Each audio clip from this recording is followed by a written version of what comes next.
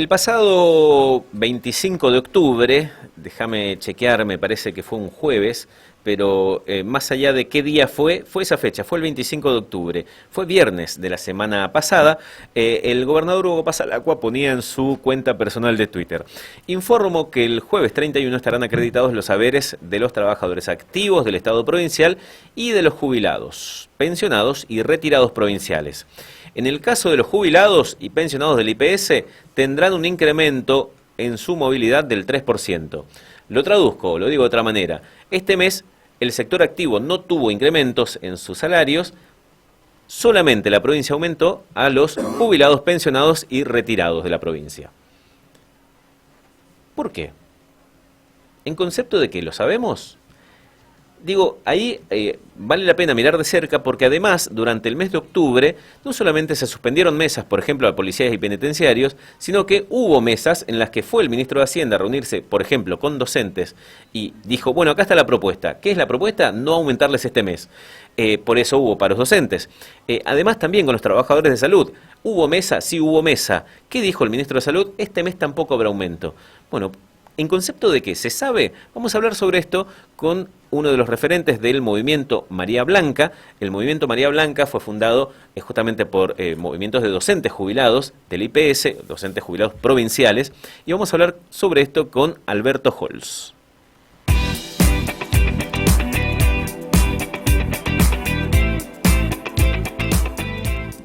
¿Cómo estás, Alberto? Buen día, gracias por atendernos. Buenos días, ¿qué tal? Saludos a la audiencia y a ustedes, y agradecido por el espacio. Alberto, bueno, sí. ¿Sabemos por qué les aumentaron a los jubilados? Estuve escuchando las palabras previas de ustedes y compartimos esas palabras y compartimos la ignorancia acerca de cuál es la verdadera justificación de esto, que se escucha como positivo para los jubilados. Claro, suena bien. El 3% es mucho más que 0%, ¿no es cierto? Pero entendamos que el camino reglamentario, la vía reglamentaria para acordar incrementos es el de la movilidad. Movilidad es el incremento automático de beneficios en relación con un índice disparador. Y el índice disparador es la variación de los salarios promedio de los empleados del organismo en donde trabajó el jubilado. ¿Se entendió esto? Clarísimo. A ver, si me permitís, Alberto, lo traduzco. El camino para aumentar a los jubilados es acordar aumentos con los activos y de allí se traslada esa movilidad al sector pasivo según los convenios de cada sector. Claro. El índice no es un porcentaje tan exacto coincidente con el incremento de los activos. Es un cálculo complejo que en todo caso después al final podemos explicar.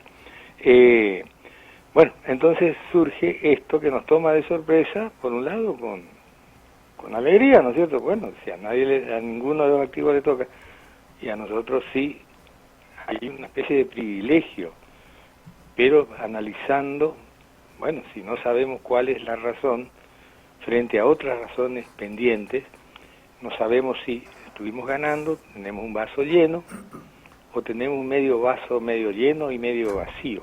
Explico por qué. Hablando desde el ángulo docente. Bien. No quiero meterme en otros regímenes porque desconozco esa realidad. A nosotros el IPS nos reconoce un atraso en las movilidades acumuladas de un 14%. Nosotros hicimos un rastreo hasta donde pudimos y coincidimos en eso. Sí, aproximadamente un 14% se nos debe.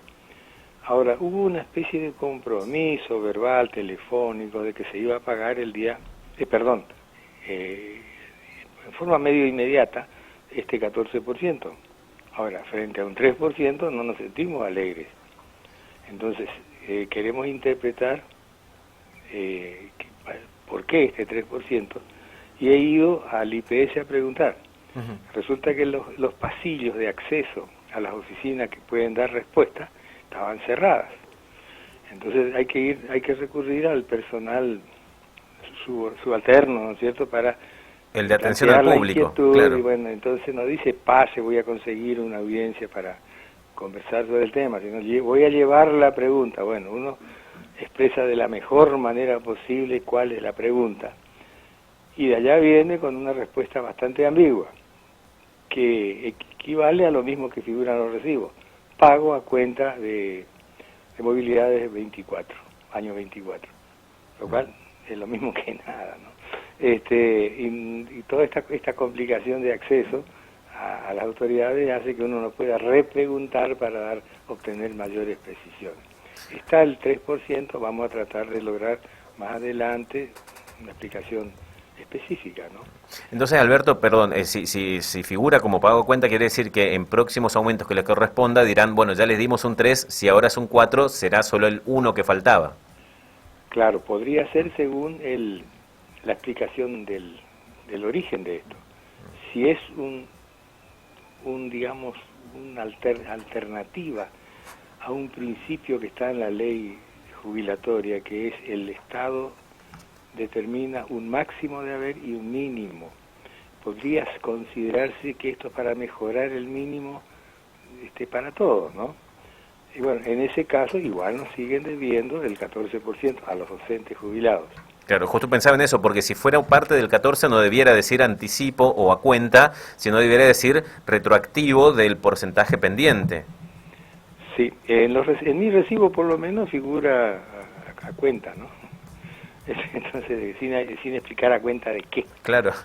Bueno, entonces estamos en una ambivalencia, no sabemos si esto es una mejora alternativa del mínimo, porque si esto ya está incorporado a los haberes, ¿no es cierto? Próximo incremento se aplicará sobre lo que hoy está percibido, ¿se entiende? Ahora, claro. Lo que pasa es que a los que nos deben el 14, que no nos quiten después 3% y solo percibamos 11. De cualquier manera es una manera de cumplir. No sé qué pasa con otros regímenes. Estamos con esta imprecisión. Por lo pronto, ya impactó y en los recibos de sueldos cobraron el 3% como único sector, el sector pasivo, que recibió una modificación en comparación al mes pasado. No, el aviso, el comunicado es para aplicarse a todos los regímenes. Aunque en esta oportunidad que yo fui al IPS se me dijo que no le toca a policía y penitenciarios, porque ellos tienen a percibir el 100% de los activos, claro. Es decir, cobran igual que los activos, claro. Sin los descuentos. Bueno, entonces no puedo responder con certeza a lo que ustedes preguntan. No sabemos la verdadera raíz de esto, que en el mejor de los casos sería como mejorar el mínimo de todos, porque hay gente que está muy abajo, tiene un 3%. Bueno, pero que no sea, por favor, a cuenta de lo que se nos debe a nosotros los docentes y tal vez se le deba también a otros regímenes, ¿no? Claro. Perdón, entonces pasando en limpio, ese 3% podría ser del 14% pendiente para docentes. Para docentes, en cuyo caso queda todavía el saldo del 11%, o podría ser un 3% que quede supeditado a cuenta de próximos incrementos que correspondan por aumentarle a los activos, en cuyo caso quedaría el 14% todavía pendiente, que era el compromiso pagarlo de una única vez. Sí. Bueno, entonces estamos en ambivalencia de ser optimistas o pesimistas, medio vaso lleno, medio vaso vacío, ¿no? Bueno, nos despedimos con esa pregunta, Ojalá Alberto. sea vaso lleno, ¿no? Pero bueno. Nos despedimos con esa pregunta, Alberto. Muchas gracias. No, gracias a ustedes por el espacio. Alberto Holz, referente del espacio María Blanca, espacio conformado por docentes